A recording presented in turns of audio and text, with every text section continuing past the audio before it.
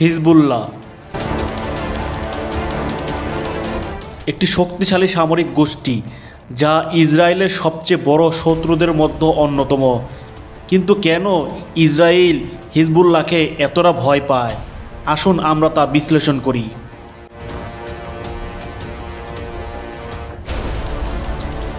হিজবুল্লাহর কাছে রয়েছে হাজার হাজার রকেট এবং মিসাইল, যা ইসরায়েলের যে কোনো বড় শহর লক্ষ্য করে ছোড়া যেতে পারে। হিজবুল্লাহর প্রধান অস্ত্র ভাণ্ডারে রয়েছে দূরপাল্লার ক্ষেপণাস্ত্র, যা ইসরায়েলের রাজধানী তেল আবিব পর্যন্ত আঘাত হানতে সক্ষম।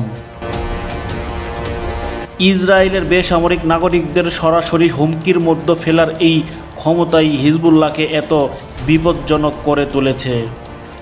হিজবুল্লাহ ইরানের সরাসরি সমর্থন পায়, যা ইসরায়েলের জন্য উদ্বেগের একটি বড় কারণ।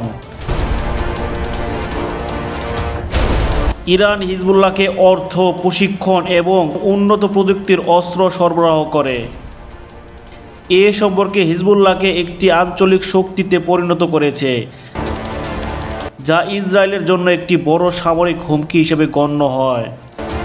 এই সামরিক ও কৌশলগত সহায়তা ইসরায়েলের সীমান্তের কাছে একটি শক্তিশালী সামরিক উপস্থিতি গড়ে তুলেছে। হিজবুল্লাহ শুধু রকেট বা মিসাইলের উপর নির্ভরশীল নয়, তাদের রয়েছে চরম দক্ষ গেরিলা যোদ্ধা বাহিনী। 2006 সালে ইসরায়েলের সঙ্গে যুদ্ধের সময় হিজবুল্লাহ প্রমাণ করেছে যে তারা শক্তিশালী ইসরায়েলি সেনাবাহিনীর বিরুদ্ধে প্রতিরোধ করতে সক্ষম।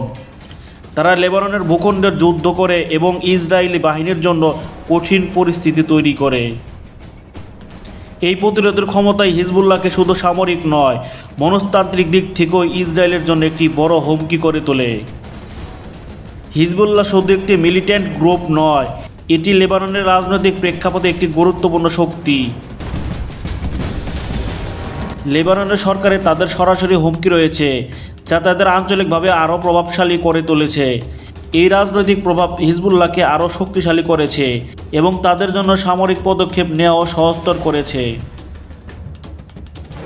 ইসরায়েল ভয় পায় যে হিজবুল্লাহর সামরিক শক্তি ও ইরানের সমর্থন নিয়ে তারা যে কোনো সময় বড় ধরনের আক্রমণ করতে পারে।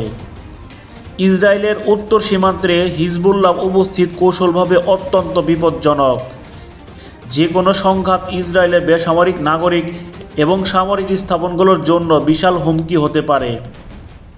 হিজবুল্লাহ সামরিক সক্ষমতা, ইরানের সমর্থন এবং গেরিলা যুদ্ধের দক্ষতা ইসরায়েলের জন্য একটি মারাত্মক হুমকি হয়ে দাঁড়িয়েছে।